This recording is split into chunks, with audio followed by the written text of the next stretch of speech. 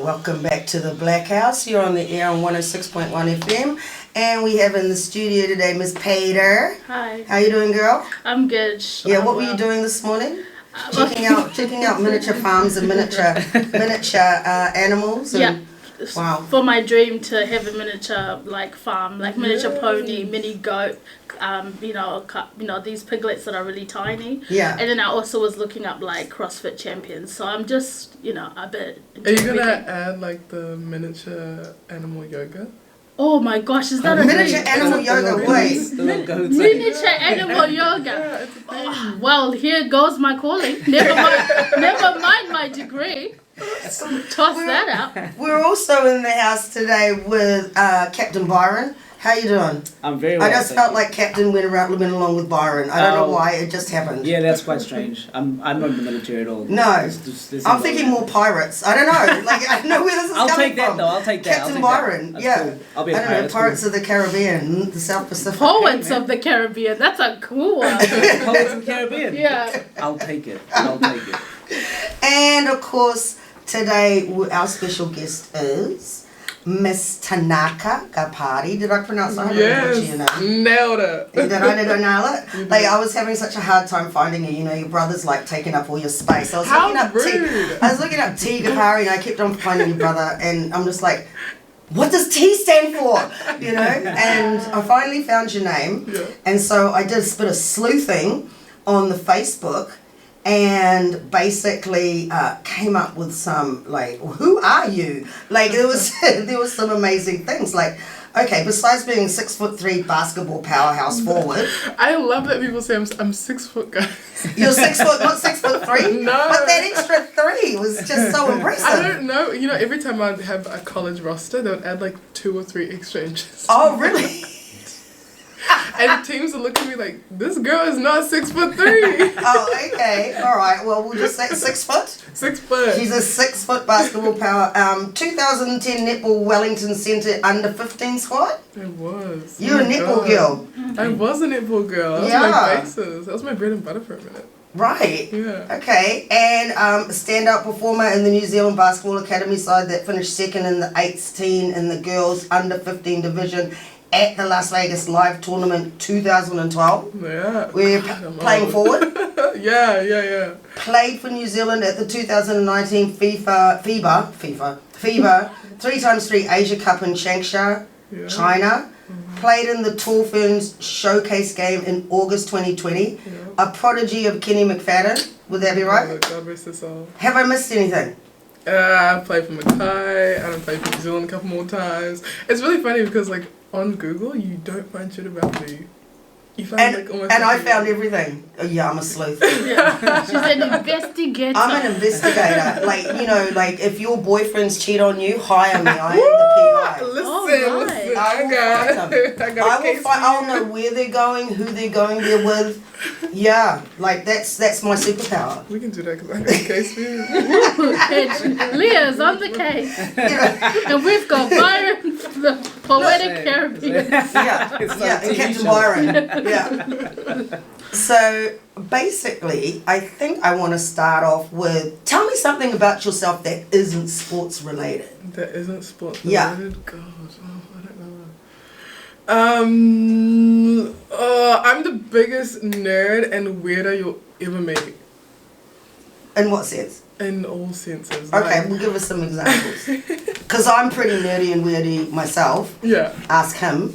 And I got my miniature animals. She's got miniature animals. Yeah. He likes being called captain. Yeah. You like being called captain. But we're down all the way. So I'm into politics. I am into farming, agriculture. Oh wow! I love agriculture. I think I got it from my parents because both my parents did forestry degrees. Right. And so my biggest dream is to have multiple farms across Africa. Really? Oh, wow. So I know you've done a business degree. Yeah. So I did international business and accounting, double major, and I did business administration, sales and marketing. Mm. Yeah. So you think you could use that business degree and transfer it into creating farms across Zimbabwe, or are you talking borderless Africa, anywhere? So I want to do South Africa and Zimbabwe. Right. I feel like at the end of the day, we all know that Africa's going to be a powerhouse one day. Yeah. When we get our shit together. Yeah. But farming is one of those things that you're always going to need. You're always going to need food. Yeah. Right? And right now, as we all know, things are tough. So why not be able to provide food? You know, and also because my mum did agriculture and my mum gave up so much. So my mum worked in everything other than agriculture. Right. And my biggest dream was to be able to provide the agricultural environment for her to actually finally fulfill her dream. Yeah. Yeah. And so that's more so what pulled me into agriculture and farming. Also because it's a very lucrative business if you're smart about it. Yeah. And it's soothing to the soul, you know. So yeah, I want to be able to do that. And also I feel like there's so many people out there, especially like agricultural students in Africa. I feel like our agricultural students aren't getting the best, and they're not getting that hands-on deck learning. Like, you can get theory learning, but you can't get that hands-on deck. Right. And so to be able to provide that for our communities would be sick. Yeah, I think that's quite interesting because my parents also graduated with agricultural degrees. So whatever year they were all going to university, that was like the biggest flex ever. It was. Yeah, and but my parents got scholarships to study in like Russia when it was still the Soviet Union. So they got their but they both have masters in agriculture. Yeah, so my mum's got a PhD in agriculture and farming, and that's how they got to New Zealand. So they came as forestry scholars. Right, okay, So they went to Canterbury, Lincoln and Massey, and over time, you know, as migrants, things get tough, so you got to make it work. And so she never got to fulfill that agricultural and use her degree in what she wanted to do. She's worked in healthcare, she's worked in immigration, she's worked in retail, now she's a housing manager, and it's like she's done nothing compared to what she wanted to do. Yeah. So that's my biggest drive, is to be able to provide that for her. And plus, farms are cheap back home. That is true. And, you know, Zimbabwe was the food basket of Africa for a long time, and there's been all the stuff surrounding the farms in Zimbabwe. What is it like to be able to try and get that land, especially coming from the diaspora back to Africa? Like, would there be issues there? Like, I don't know. Do you know anything about this, Byron? Or no, but it's a curious question though. In terms of, you obviously need land to farm, right? So how would you go about accumulating that land if that's your dream, right? Zimbabwe versus South Africa. South Africa, you can go buy a farm for like $100,000. Right. You know, like you can go buy a 40-acre farm for $100,000. I'm not saying that, mind you got to take into consideration like the soil that's on it, but regardless, you can still buy a farm for $100,000. But you go to Zimbabwe, like we've got farms, we've got 3, 4, 5 farms with shit ton of land, but you know how corruption is. I don't want to get too deep in it, but like they out here trying to snatch what you got. You know what I'm saying? And they're taking advantage of that. But it's heartbreaking because while they're snatching that land, where's it going? It's not doing anything. What would be the process? Like, what would be the process to actually... land reformation in Zimbabwe is a very sensitive topic. As you know, because of this is from just a small history that you pick up conversations from your families and so basically when Zimbabwe got independence, which caught me in 1980 something, we were Rhodesia at the time, we're under British colonial rule. And so all those things that people would say Zimbabwe is the breadbasket of Africa, the tobacco things, everyone was like, all the things that were lucrative to the country was in the heads of the British colonial people who came there. So in post-independence Zimbabwe, all these people who had fought in order to get our country back and we got independent were, promised under the gaze of, you will reclaim your country and you get what you want back. And, there's the promise of farms and the promise of where the prosperity is in the land, as you know, and anywhere. And so when Robert Mugabe was the president at the time, he went to England and said, we want to do the land reformation and get our land back. And then Tony Blair basically says, well, that was yesterday's problem. That's on that's on your problem. I forget the actual particular statute that they wanted to change because of because we didn't have New Zealand didn't have a treaty, so we were occupied. Just by colonization. And he just basically was like, you know, Bob's your uncle, you know, that was yesterday's problem. And so you have this tension. This is very basic, and I'm sure plenty of Zimbabweans will be like, girl, what the hell are you talking about?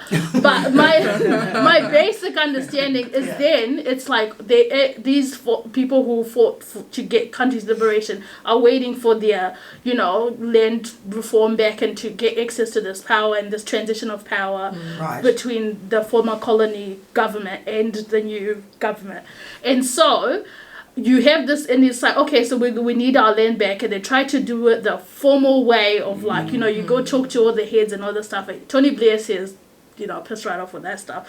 And then so the 2000s hit, and then so the president was like, if you want your farm, then you go get your farm. Go take so it. Then that's when all that stuff happened, and then all the, you know, the white people were getting kicked off the farms, they'll get all that. Well, what I've always said is I don't agree with the method, because killing people, hurting people, that kind of stuff, and I'm not sure the stats of what really happened, and maybe people didn't actually die, but, you know, the violent way of going about things is not always the most productive way of doing things. No. But when you're trying, like, a person and who they are is very much connected to their land, and they tried the process of which it was, you know, negotiating it. And then, you know, and then that didn't work. So then it was like, well, if you want to go and get it. So then that's where we had all these people. Free for all, Free for all, and the fleeing. So former war veterans now getting, you know, getting access to this land and the farming, and then they own it and all that kind of stuff. And people in different political parties. But the thing about it is, you might gain the farm, but you don't have a farming background in order to, you know, utilize it for the best. So a lot of what it is, it's the like wasted opportunities of the fact that you don't have the skill set. And then if all your skilled migrants who are able to do that all up here, you know, where's your forestry degree? They've come to New Zealand. Where's would my parents go? They all left. And then where's this mass exodus of people who have the capability and capacity for this are no longer in the country. And then because of, you know, like all these other issues with title deeds and the actual like proper processes are not in place, and maybe most people, the everyday Zimbabwean, would be living in this whole situation with your sabuku is the one, like, you know, our traditional way of living where we all share land, and you have your sabuku, which is basically the chief, and he allocates pieces of land to people, and so that's most people live to do farming that's in a small capacity to feed their own family and that kind of thing. So we could all, if you wanted it to be lucrative, there's certain formal structures and policy structures that could probably, like proper land title deeds record, all these things that can be done, but it's whether or not we have a state of government that is actually willing to go through those processes and uphold it, which is the tough thing. Even now, like with the title deed situation, if you're not messing with the right people, if you're not dealing with the right people, it could be you and 6 other people that have a title deed. Now it's about, when was your title deed issued, you know? And now no one really knows who owns the land. And it kind of sucks because that's become a form of scamming where people will sell you a title deed and you don't even know that auntie in the 19-somethings owns that land too. So it sounds very similar to some of the issues that were happening with Waitangi land claims here. Like people would find there's other people, there's other family members that are also part of the thing, and then they could be infighting there. But it's like I think the structure for Māori is that, as someone was saying to me, that it is the one where there's multiple owners of a particular like piece of land in your iwi, it's multi-owned.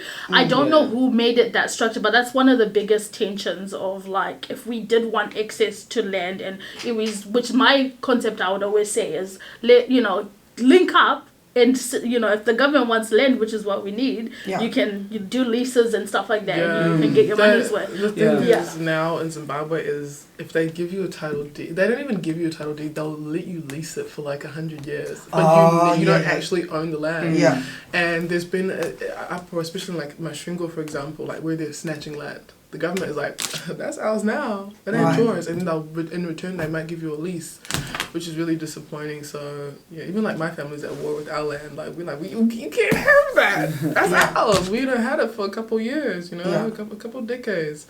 So, it is what about, like, you know, while you're in New Zealand, or if you're in Australia, or if you're in the US, wherever you are, do you get into, like, growing stuff yourself?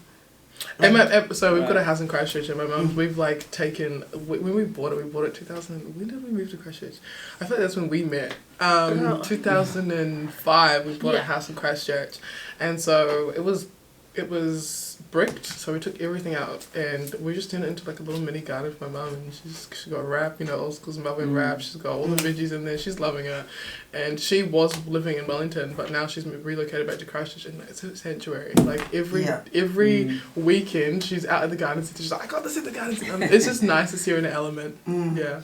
It was really interesting what you said about the students that your parents came out on forestry scholarship, because I know that back in the 60s quite a lot of the Special Commonwealth African Assistance scholars were actually agricultural scholars at Victoria and at Massey. I think Massey was actually an agricultural school for a very long time. Yeah, it was in Palmerston North. And that's where, and so even though they couldn't stay in the country, they could only stay for the length of their scholarship. A lot of them, there was some sort of exchange program going on between New Zealand and different African Commonwealth countries where these students would come over here, they do a lot of farming, and then they'd go back and implement that stuff there. Yeah, like I haven't had a garden myself since probably the 90s. I feel like so many houses now with gentrification, you don't have the ability to have a garden. No, ever since I've been in Wellington, like we've been in built up projects. Yeah. So, well, Wellington I think has got some of the biggest.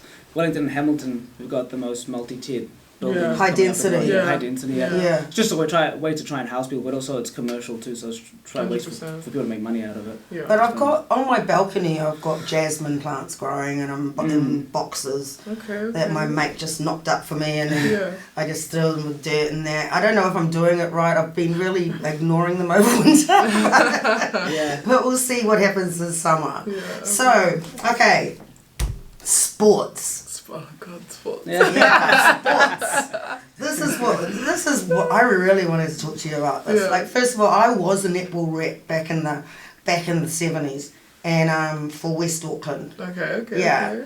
And I know, like, netball for me, because I know you started out in netball, and netball for me was a way of really, like, a lot of the pent up anger. I was a very aggressive player. So were you a defensive player? Because I feel that. Yeah, goal defense. Like, I actually say that my whole way of dealing with people that are confrontive to me is I'm a defense player. Yeah. I won't hit you. I won't. But if you hit me, I will smack that ball back in your face, honey. Yeah. It's like I play defense. Wing defense, goal defense, mainly goal defense and goal keep, but sometimes wing defense. Like, I didn't mind doing that extra leg, extra third of the court. They tried to get me in defense. I said, No, that's extra work I gotta put in. Are you I was a standing hold, like, you can't get this ball. Yeah. So, like, tell me about your netball days. Like, what really, because it looks like I read somewhere that you started your sports career at age 5. Yeah. So, and I know they used to start us really young. Yeah. In the old days. So like, first year of primary school, boom, which sports team you in? You netball or you in whatever? Yeah, so netball for me, again, as my parents were students, like, they love to keep fit. My dad was an athlete, so my dad played hockey for the national team. Yeah. And so he was like, I need a way to play sport. I need something to keep me active. So my parents both played indoor netball. Oh. They were lit. They were this little powerhouse couple in there. I loved it. And so that's what I grew up watching. So when I finally went to school, what year did I start? 2001? 2001 I started school. I ended up playing netball, and through then, like, it just grew on me. And I remember when we lived in Christchurch, like, the hoops were so low, but I was this big child, and literally, like, they would just launch it from one corner to the other, and I'm like, is she good? And I would just put it in there. And so I was like, and someone said to me, someone said to my mum, your child is so good, she could be Silver Fin. And then I met Iron Van Dyke. Jesus, I met Iron Van Dyke, and I was like, oh my God, South African, she's not as nice in person, but that's besides the point. Yeah. I mean, I remember I've heard that. Right? Yeah, She's really intimidating. Like when you talk to her, she's like her face lights up. But like from a phone, you're like, ooh, that's first of all, that's a big lady. That's a big lady. What's she standing at, like 6'3", 6'4"? I said, cool. You're my inspiration, but I'm gonna stay away from you. And then I came to Wellington, and I met this lady in the supermarket. Her name was Tanya. I can't remember her last name. Tanya Kahui. Okay. And Megan's daughter played, I can't remember what Megan's last name was. But these two women saw me in the supermarket, Pack and Save Kabuni. And they said to my mum, she needs plenty ball. Yeah. Just like that. Just like that, she needs plenty ball. And how old were you at that age? I was 13. I was 11 or 12 actually, I take that back. Yeah. I was 11 or 12. This was year 7 and 8. Yeah. So at this time, like, they saw me when I was playing for Sacred Heart. So I went to Sacred Heart and they saw me play. My dad was coaching and I was just this long, lanky giraffe who had zero coordination. Yeah. None whatsoever. But I could catch a ball and I could run. Yeah, and that's all you needed to do. I was athletic. That's all it is. Yeah. I was athletic. They were like, good, we can work with that. She looks coachable. And people love to say you cannot coach height. Yeah. I was the most coachable height you could ever find. Yeah. And I mean, coordination always comes, right? Yeah, it came. Yeah. And so she said, okay, bring her on Sunday. They put me through this grilling workout. I said, I don't want to play anymore. I'm good. I don't want to play. Yeah. They had me outside in the cold. My ass is like this. I don't want to do this. They worked me like a dog. Yeah. I said, I don't like this. Yeah, yo, is this one? But then she talked to me. She said, you want to go far? This is what you're going to do. Yeah. And I had this, like, I've always had this level of determination. I was like, you know what? Let's do it. Yeah. So almost 3 or 4 times a week, I would train with Tanya. Tanya worked me like a dog. Her daughter, Lee Jean Kahui, was amazing at defense. Right. She was athletic. She was. See, like I'm a person that, I don't know all the names of these people that. These are not people. These are not people who are big, but Right. they were people that are very so dear to me. Yeah. That even to this day, like I still keep in touch with them. So like Tanya just worked me. I remember one day, like I had to work out in the rain. It was pissing down. Yeah. I ended up breaking my finger. And the next day I said, okay, so we were working out. She's like, you got a broken finger. At this point, she'd built this, because of those hard days and the hard trenches, like, she built a level of mental toughness in me. Yeah. And so that's where, for me, my sporting career really, like, took off. Yeah. Right. So it was quite late. It wasn't really in your primary years. It was more when you hit your teens. Yeah. Okay. Because primary, like, because I grew up in Christchurch, I didn't go Palmerston North in Christchurch. There's not really anyone who's big in the sporting area and who's what's the word I'm looking for? Who's precise and specific to certain things. Right. So when they saw me, they're like, she's gonna go far, and I had vertical, like my vertical was insane. Yeah. And so they were like, yeah, we can work with her. So I remember I played for Motukarangi. Yeah. And that year we went out to Palmerston North, and we had the national tournament. Right. We went crazy. We were the underdogs. We'd never won a tournament. We had never won a game under Motukarangi. We came out in these nice, bright blue and red uniforms looking like absolute machines. Our team was crazy that year, year 7. And we smashed it. Taranaki was the team to beat. Taranaki was a force to beat. I'm talking about these girls came out to beat us up. That'll be right. We took every punch. And I remember the girl that was defending me at one point, like, she just started crying. It was actually at Taranaki where my netball basketball career ended. No, and I was playing Premier there. There's something in that mountain. And then I just got into boogie boarding and surfing. That was it. You know? Yeah. Taranaki was the team. This girl starts crying. I'm like, you okay? She was so mad. She's like, don't talk to me. I was like, sorry. And she's, I realised why she was so mad. Because you cannot guard height when you're 5 or 4 something. You can't. 5 something. There's nothing you can do. And all I did was stand and lob it. No one could guard that. Yeah. You couldn't. And so that year we won the tournament. Yeah. And we made a name for ourselves. The next year we came back in as a team to beat. Definitely. You're right. And our club, I think for a good 5 years, we were just smashing everyone. Yeah. And so even people after us, even our B teams, kept up that rep of like Motukarangi is a club you want to be at. We had people coming down from Taranaki. Actually, that same girl that stood and cried defending me ended up coming to play for us. She moved down. Yeah. Okay. This was at like year 7 and 8. Yeah. And then I moved on. So what's year 7 and 8 now? Because I was in the standards, so... how old are you in year 7 and 8? Form 1, Form 2. Oh, okay. Oh, no, year 7 and 8, you're 11 and 12. 11, 12, Okay, 13. 11, 12, yeah. Yeah, like I stopped playing netball because I got, I was too short. You know, like I literally, because I used to play go shoot. And then like I was doing it in primary school in Zimbabwe, I played netball. I came to New Zealand, I did it. And then like, I get to like year 7 as well. And then all of a sudden everyone was tall as. I was like, that's the only thing that I could do was to go shoot. And then I was this miniature person among all these people. There's nothing that a goalkeeper loves more than a short shooter. So yeah, no, I feel for that girl. I'd have cried too. I could have been a champion. And her name was Rita. And for the year that she came, she did not say one word to me. I was like, "Hi, Rita." She just But we eventually became really good friends. Yeah.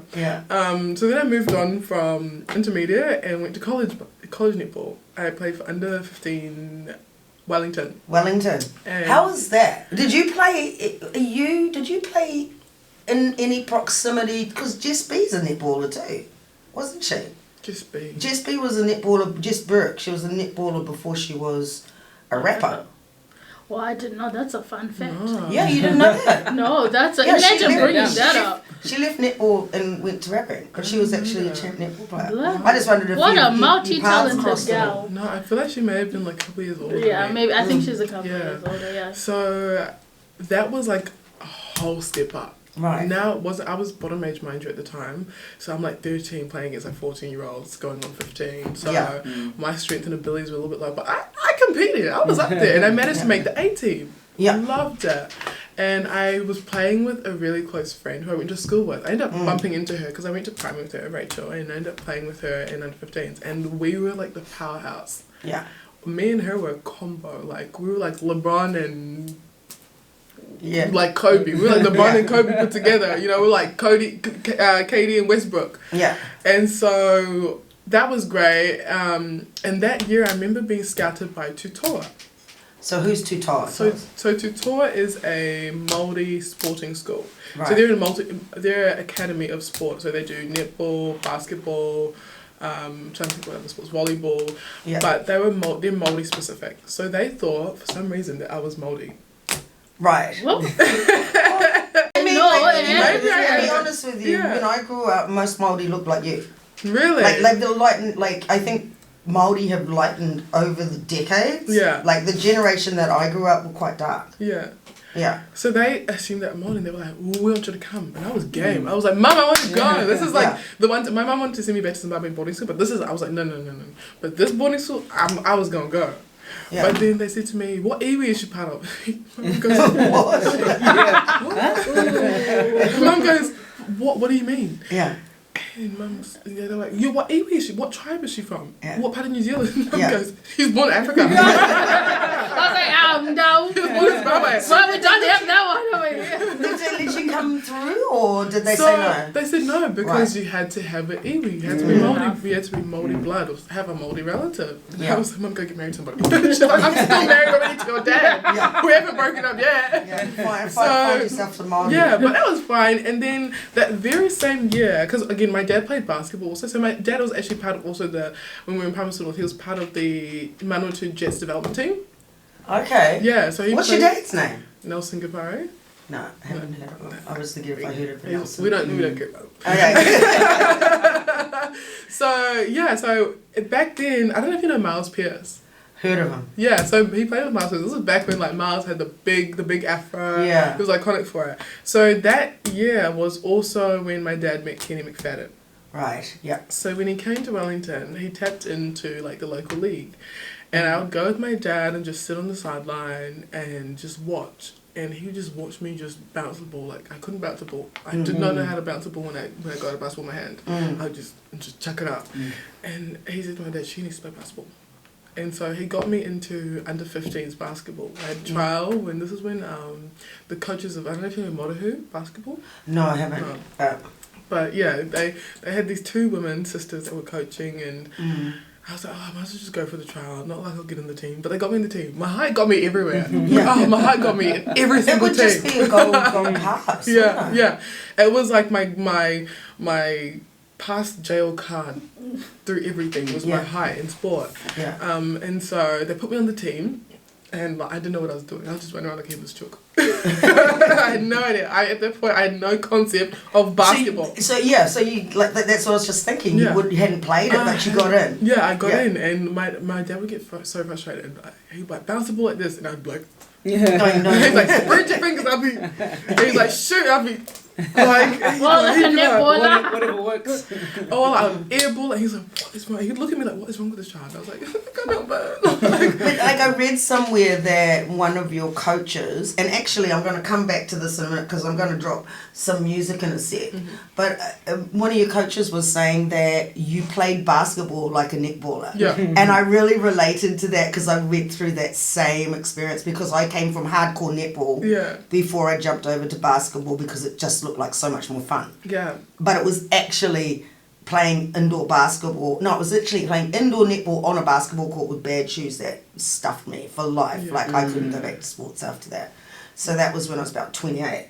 But what I want to do right now is I want to jump to a couple of tracks. Then we're going to come back to more sports with Tanaka.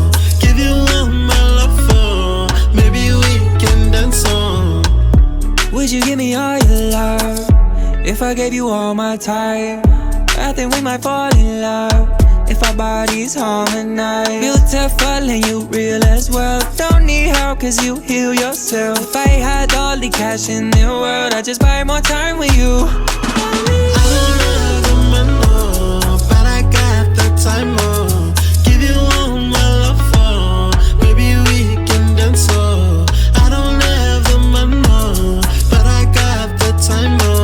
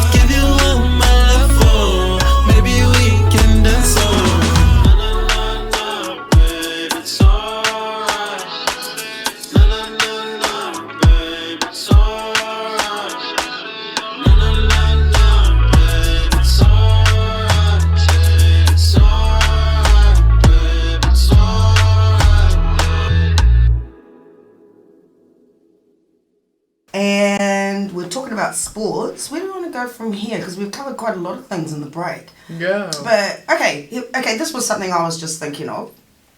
What I just mentioned before we came off the music was when I was playing sports, my whole identity was caught up in the sports that I was playing. So I wasn't like, yes, I know I'm African and Kiwi. Yes, I know all of that, but over and above all of that, I was Leah the netballer, or I was Leah the basketball player, or I was Leah with whatever sports I was playing, and that was my identity. And when I had the accident, when I first snapped my knee, and I completely tore my knee joint out of its socket, so I've been recovering from that since I was about 25. Yeah. when that changed my whole life trajectory, because everything was so caught up in sports. Yeah. And suddenly I couldn't play sports anymore. Yeah. And I didn't have the support networks like the Silver Ferns or the All Blacks with their physiotherapy and whatnot. I had little kids at home, or a little kid at home, so I couldn't get that home support from ACC. It wasn't even available. I didn't even have it repaired till 10 years after the accident. I was walking around on a gammy leg. So the only sports and exercise I really did was stuff that I could do solo, not contact, or not aggressive sports that I was so used to playing. It was so cool. It helped me manage everything in my life, right? Everything in my life, I managed it by going out on that netball court and taking it out on every goal shooter, goal attack, wing attack I could get my hands on, occasional centre, whatever, that was my thing. How is sport caught up in your own sense of identity? I guess that's where I'm going with all of this. I remember when I recognized that sports was my identity was when my mum took me to Marsden. Right. Marsden's a private girls' school. It's not a sports school. So everybody would be like, are you on a basketball scholarship? And I'm like, no, I'm paying full price. Are you on a scholarship? And they would make that assumption that I'm on a basketball scholarship. And I was like, wow, you guys will know me as a basketballer. Everybody would be like, oh, how's basketball? She's the basketballer. She's our basketballer. She's our best basketballer. Yeah. Basketball. I was like, damn, that's all y'all know me for? I'm kind of smart too. I've got other things going for myself. But I didn't really mind because, I love the game. And then... and it would have been reinforced a lot in just being in a New Zealand environment. New Zealand environment. Because they're, rugby is church. Yeah. I don't know church, I know rugby on Sundays. Yeah. Exactly. So when I got to college, that's when I really recognized that everybody's grouped. You know how in the US, everybody's grouped by their race? Yeah. When you're in college, you're grouped by your sport. Right. So people might not know your name, but they're like, oh, she's a volleyball player. Oh, she's a basketball player. Oh, she's on the lacrosse team. But they don't know your name. Yeah. But they know what team you're on and they know what sport you're associated to. So that becomes your identity. Yeah. And they would address you as, the Hoopers. That's what your name... Doesn't matter what your name was. Yeah. As long as they knew what sport you played. Yeah. And so I was like, damn, I really have to make a name for myself because I don't want to just be recognized by people as, you're on the basketball team. But I kind of end up just having to accept it. Yeah. But yeah, basketball in college, sports in college is a whole different ballgame. And I was lucky because, for me, I had Kenny Mack, who was my mentor, and he was my holy grail when it came to basketball. He is the basis of who I was as an athlete. Because being an athlete is not just about how you play the game, but there's a mental side of it too.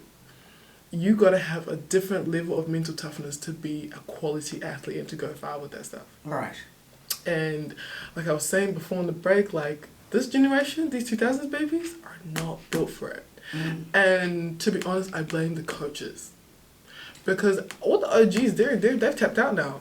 Right. They're old, they're chilling, they're doing their thing. Yeah. And they would hope that anybody who's taking on board what they've given them, they're applying it. But now these new coaches, they're doing their own thing. Yeah. They're seeing little Instagram reels and doing their own thing. I kind of get the sense that a lot of the thing about the newer generation is they like things within easy reach, and so you'll probably see a lot more steroid abuse and things like that, and poor performance enhancing to help us get along to cope. What do you think? Not even there's that. You've got for example, my brother in his age group. And especially if you're those top colleges, you don't do work.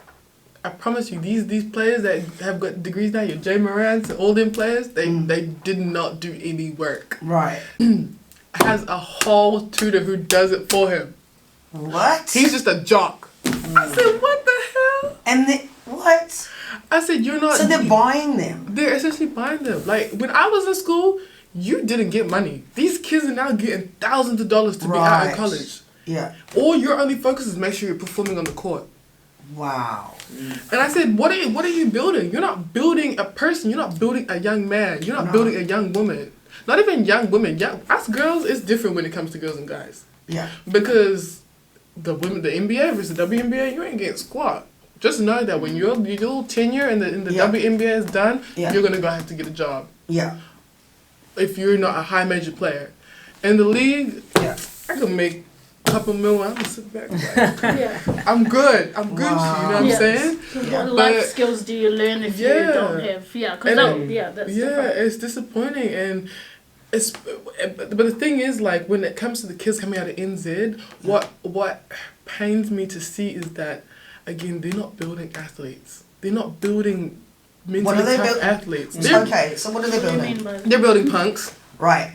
And the reason I said that, and I get on my brother's head so much, I always say to them, when you're coming from New Zealand, when you play sport in a country like New Zealand, it's a privilege. You get to do it for fun. Yeah. And if you get any further, hey, that's a bonus if you get to get paid to do it. Yeah. When you then are now going up against kids in the US, you're going up against people who are fighting for a life. They're fighting to get out. They've been trained from right from the mother's womb, pretty much. No, but even having the background of sports being an out for them, for a lot of when you're really disadvantaged. And New Zealand is not as big of a country that this is just an assumption. But somebody we had a guy on the show not so long ago talking about that exact thing, like sports is a viable option out of whatever life you're in. Out the hood. Yes, out of poverty. So they'll fight. Our parents would do it, like, you know what I mean? Like, for me, I always grew up with this idea of, like, education is your way out. So when my parents were growing up, having a certain level of education in Zimbabwe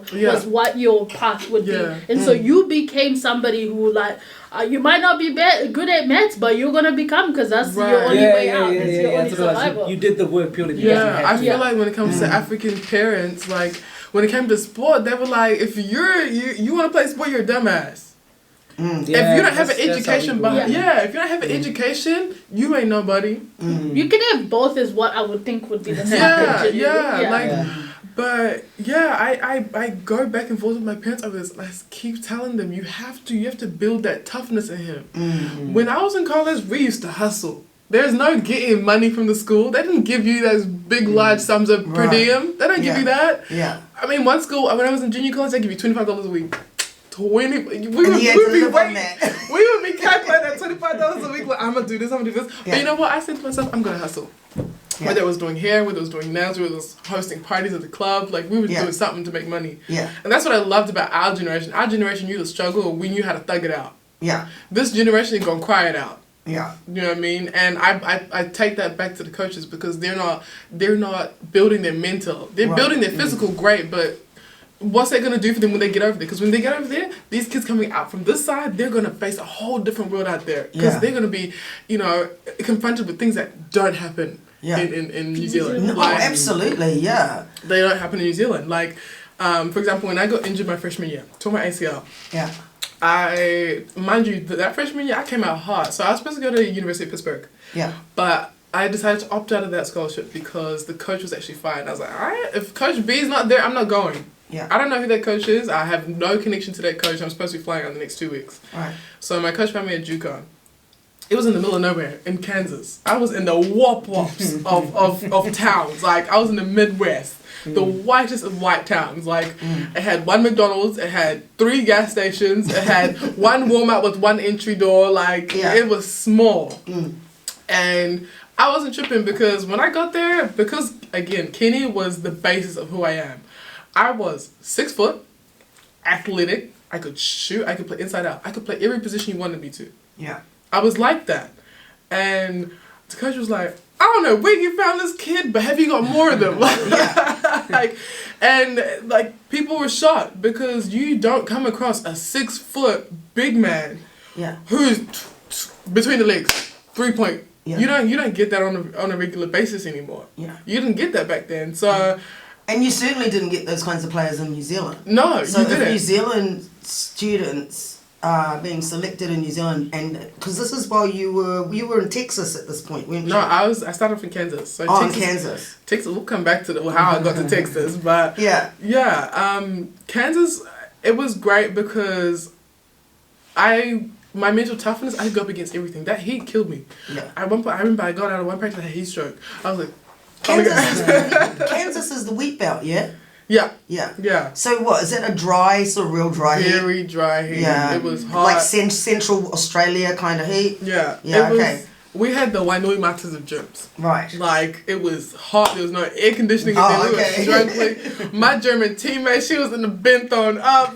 She was going through hell. Yeah. And we were a nice team. We came from all different areas. We were just, some of them were hood kids. But you get the best hoopers out of hood kids. Yeah. And so I remember I was on a great streak. I was getting triple doubles every game. Yeah. When the season started. And then there was one game where I got a fast break, went up and the girl just kicked me. Oh. She just slammed right into the wall, blew my knee out. Yeah. Oh, yeah. And I thought I broke my knee. I'm so dramatic. I'm a Virgo. I was oh my God. My coach was like, stop breathing like that. People think you're having a damn orgasm. And after a while I was fine, and then my knee in the bus just was like this big. Yeah. And I was like, damn. So she kicked you in your ACL? No, she just kicked me in my back. She got a flagrant for that. Damn. And she got teed off. Yeah.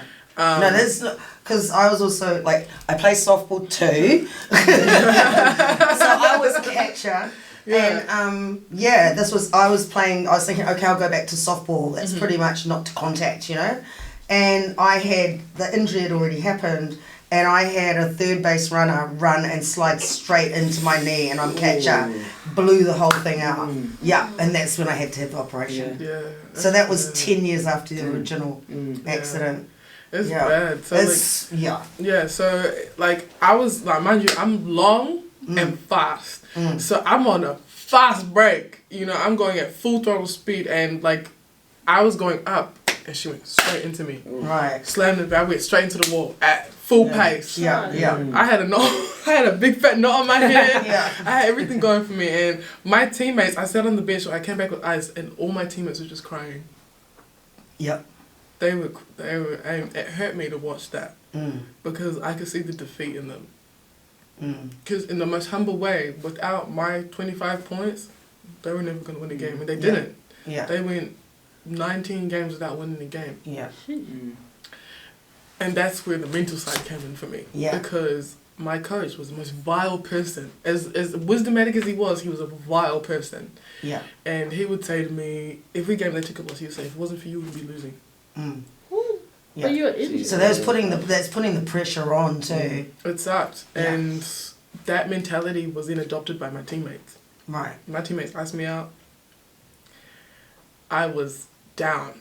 Yeah. Lucky for me, I'm a sociable person, so I was vibing with everybody on campus, and I became a huge alcoholic. Right. Alcoholic. At one point, I was doing coke. So that's just to cope with not being able to play. Not being able to play, that pressure that the coach was giving me, my team icing me out. Like I was party animal. Yeah. I was coke. What about pain levels, physical pain levels? Were you having that? No, because at that point, like, swelling had gone down. And essentially, you don't have to have an ACL to function. Yeah. But your knee won't catch. Nah. Yeah. Yeah.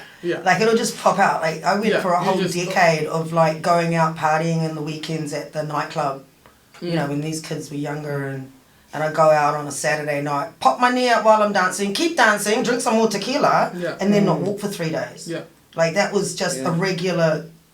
And so 10 years of that just degrades the joint, My grades drop. I would pull up to class, hungover, hang out my ass, probably still drunk at that point. He pulled me out of class one time, he's like, where have you been? And he's like, I can smell the liquor off you. I was like, what you gonna do about it? Yeah. This is you, right? This is what you wanted. And I could see he kind of felt bad a little bit, because he knew he was... It's a lot of pressure to put on somebody when they can't play. And, you've got to heal. You've got to take that time to just heal your body. Yeah. And coaches have to know that. But then putting that extra stress on you as, well, like, we're not going to get anywhere unless you're playing.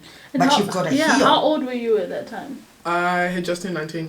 But still, the response is, I mean, you're 19, you're an adult, but technically, like, you're supposed to keep... But I wasn't 21, so legally true. I couldn't be drinking. Yeah, so legally you're still a child, so they should have been taking care of that instead of being... Was it, I mean, so how many years ago is this now? That was 2015. Okay, right. Yeah. So like the whole mental health awareness thing has really gone into overdrive probably in the last 5-7 years, right? Yeah. So I mean, prior to that, I don't think coaches would be thinking about your mental health as much. I don't think What do you think? Were there things available to you? Like obviously you had that as a coping mechanism, right? Was there nothing else available to you? I was in a very, very tiny town of maybe 70,000 people. Right. And you probably only saw maybe like Out in the 300 middle of of them. damn cornfields. Right, in the Midwest, like, I had no family. I'm telling my mum wasn't hearing what I had to say. I kept telling her, Mum, I don't want to be out here. Mum, I want to come home. Mum, this coach is doing me like this. She wasn't hearing me. Yeah. She wanted you to stay where you were. Yeah, she was just African parent, typical Yeah, African they parent. make you Stay tough your it ass out. there Yeah, and tough it out. You're being dramatic. And I remember he let me come home for a month, 4 weeks. Everybody else had 2, but I had 4 weeks because I wasn't playing. And it was a Wednesday night. Went out, buggered off, went out, came home. My friends had to carry me back in. I was wasted. I was only out for 2 hours. I had down a whole bottle of Red Label and more. Threw up, everything. And she was like, what the hell's wrong with you? I said, I don't want to go back. Well, we've got about 3 minutes until we're at the end of the show, so I just want to fast forward now. No, but I think we're definitely going to have to come back for Tanaka Chapter 2, her Texas years. Yeah. But, like, let's fast forward to where you are. You're back in New Zealand right now. What are you currently doing? Because I know you're doing a bit of healing at the moment. Yeah. But what were you were just where? In Australia? And what you doing there? I was in Australia. I was playing for Mackay. Mackay, that's... Queensland, yeah. Oh my God. I know. Right? I know. Yeah. Tropical Queensland, or is this more the dry heat lower down Queensland? That was tropical. All right, Tropical. fuck that. Yeah. All right. Yeah. Mackay's playing basketball. Lizards, snakes, and crazy spiders. It's like everything eats you in that part of the world. Yeah. Did my ACL. Sorry, not my ACL, my Achilles. Right. Definitely underestimated that one. Yeah. It's taken its toll mentally, for sure. Yeah. But I left. They did me so filthy. They cut my contract. They said, you're dead weight. We don't need you. I was like, oh, cheers. Yeah. Like, even though they said they'd honour it, it's Yeah. whatever. I came home. I was coaching with Scots basketball. Yeah. Since Kenny passed away. So you've been coaching? Yeah. I reckon that'd be brilliant. What about coaching a netball team? We get Badger back in. Me. Yep. You're now on the show, Badger. Person, makeup, I could do that. Okay. She'll do the makeup for the netball team that you coach, the African good-looking girls netball team. I've been coaching since Kenny passed away. God rest his soul again. Yeah, that was a massive blow to the sporting world in New Zealand, I think. It's taken its toll and it's showing. I've never met Kenny McFadden, but I've known about Kenny McFadden since forever. Yeah.